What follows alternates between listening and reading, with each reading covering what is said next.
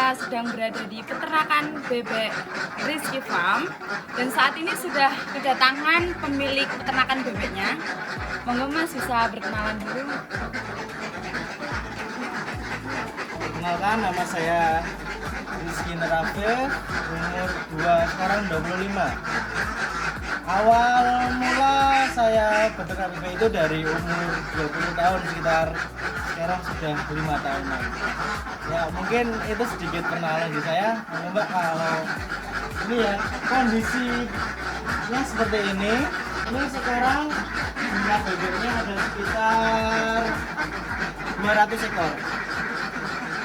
Terus ada jenis bebeknya apa aja Mas? Ya, kalau untuk saya sendiri, jenis bebeknya yang saya ambil itu adalah bebek dari Klaten atau Solo, yang memang dari daerah timur Jogja dan sekitarnya. Biasanya penyakit apa aja Mas yang sering terjadi di sini, atau aman-aman aja atau gimana? Ini menariknya bebek, Mbak. Bebek itu jarang sekali terkena penyakit. Jadi itu ini saya selama 5 tahun beternak seperti ini. Yang mati itu kurang dari 20 ekor 5 tahun ini. Ini tuh kalau mati biasanya karena apa ya namanya, lempar atau kayak nggak bisa berdiri gitu. Nah itu penyebabnya juga masih belum saya ketahui gitu ya. Ini untuk pemula, kira-kira apa aja tips yang diperlukan untuk beternak bebek ini? Sebenarnya beternak bebek itu udah banyak.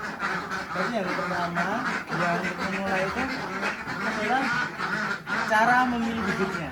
Ada masalah bebek itu antara, kalau saya kan fokus ke telurnya.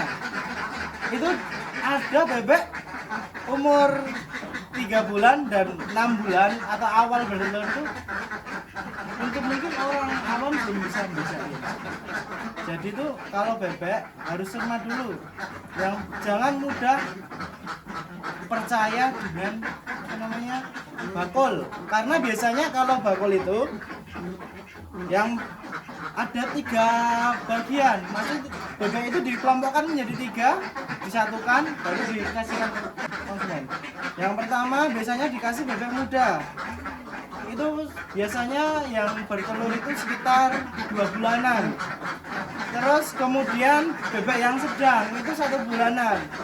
Kemudian yang bebek yang sudah tua.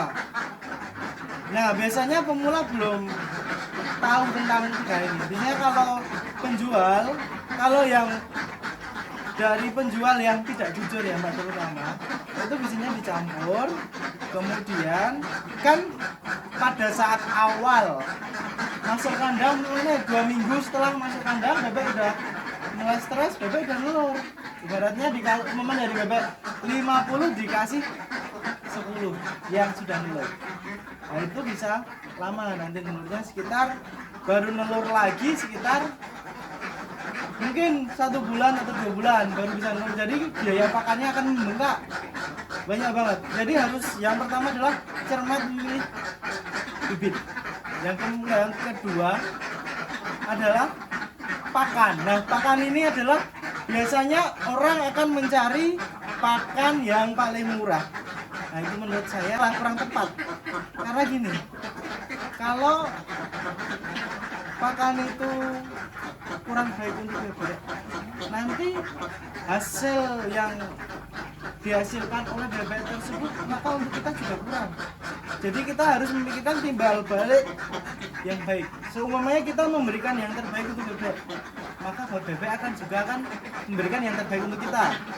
Contohnya ketika kita cuma ngasih makan apa ya, katul, atau cuma ngasih makan daun-daunan itu, nah itu nanti bebek nggak akan bertelur.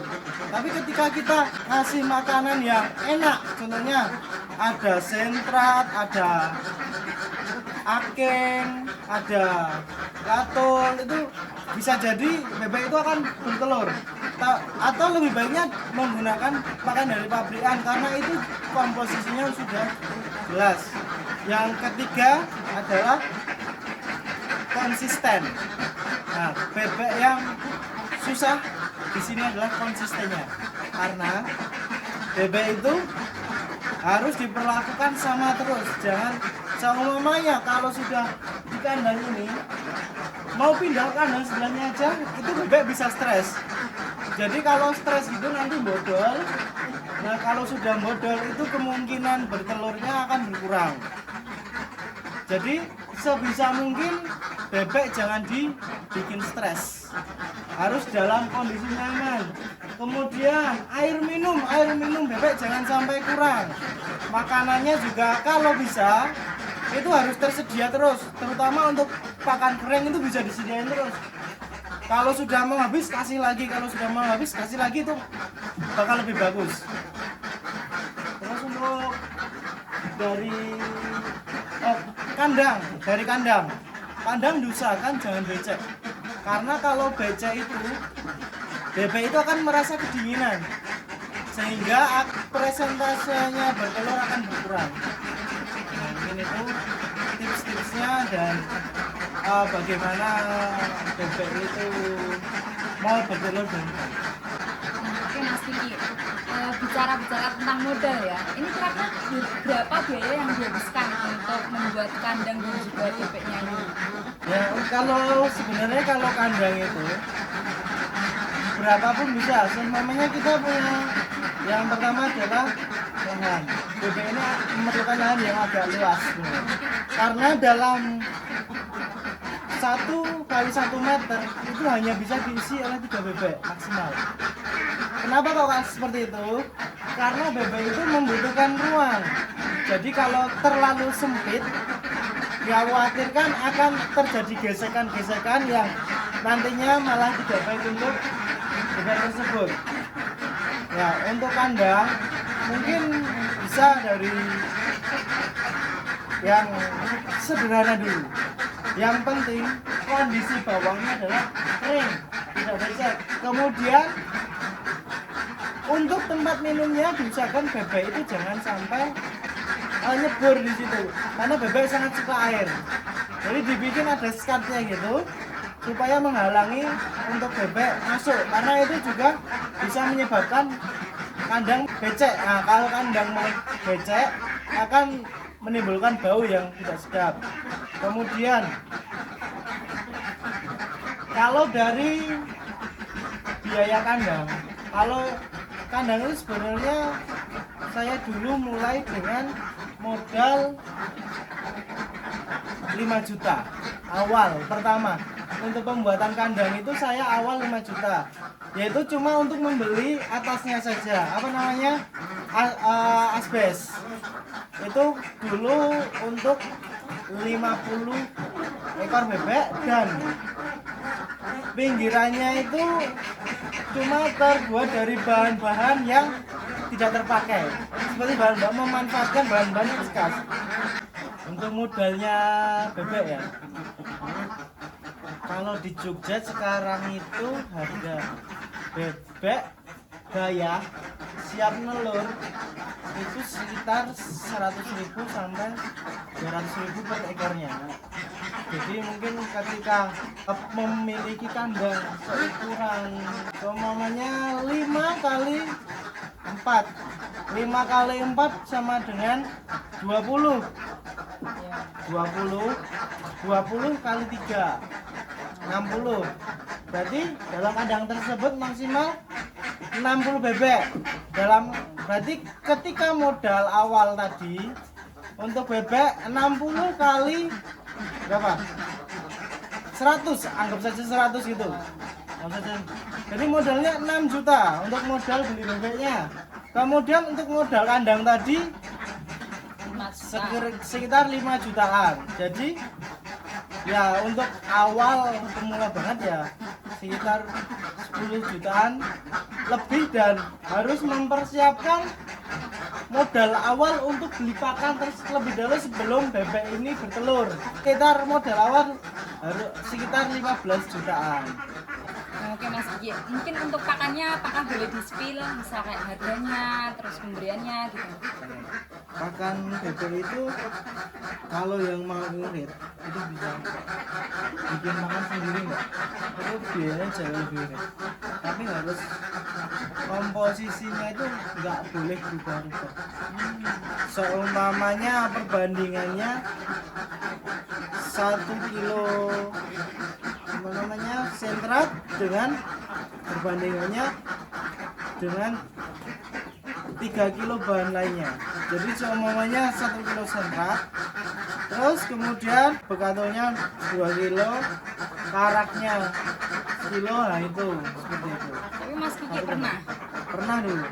Tapi saya rasa karena tidak efisienan waktu, maka saya beralih ke pakan pakan jadi. jadi. Untuk harganya berapa ya Mas pakan jadi? Kalau untuk pakan jadi sekitar 360 sampai 380. Untuk yang Habis berapa hari? untuk habisnya kalau bebek 100 itu mungkin bisa untuk 2 sampai 3 hari.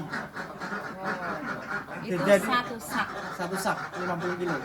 Jadi kalau seminggu itu biasanya bisa habis 2 sampai 3 sak atau 3 karung buat 3 karung. Oke, nah melihat biaya pakannya yang lumayan mahal ya Mas, ini apakah keuntungannya itu tuh setara dengan biaya pakan atau gimana? Sebenarnya keuntungan bebek itu kecil, tapi kan bisa diambil setiap hari gitu loh Mbak. Keunggulannya itu kalau seumpamanya kita pelihara kambing, pelihara kambing kan butuh waktu. Ibaratnya dari kita beli umur 1 tahun, nanti kita jual 2 atau 3 tahun kan masih butuh waktu 1 tahun. Ya. Kalau bebek ibaratnya ini hari ini mau langsung dijual bisa. Mau ibaratnya kita kepepet nggak bisa jual. Tawaknya yang tangga-tangga nih mesti pada depan. Itulah salah satu keunggulannya. Nah, untuk telur bebek ini harganya berapa ya Mas? Kalau untuk telur bebek itu bervariasi Mbak, jadi nggak ajak. Ada kenaikan mungkin 100-200 rupiah per tahun atau bahkan bisa penurunan juga. Jadi itu saya ambil rata-ratanya aja. Setiap 1 tahun itu sekitar 2000-an. Jadi kalau ngitungnya kan 2000 kali berapa banyak bebek, habis itu dikurangi biaya pakan kan kelihatannya sedikit banget, tapi kan ajek terus gitu. Keuntungannya seperti itu. Oke guys, mungkin sekian info dan ilmu dari peternakan bebek Rizky Farm. Semoga bisa menjadi insight untuk teman-teman semua untuk menjadi peternak handal dan juga sukses. Semangat peternak muda!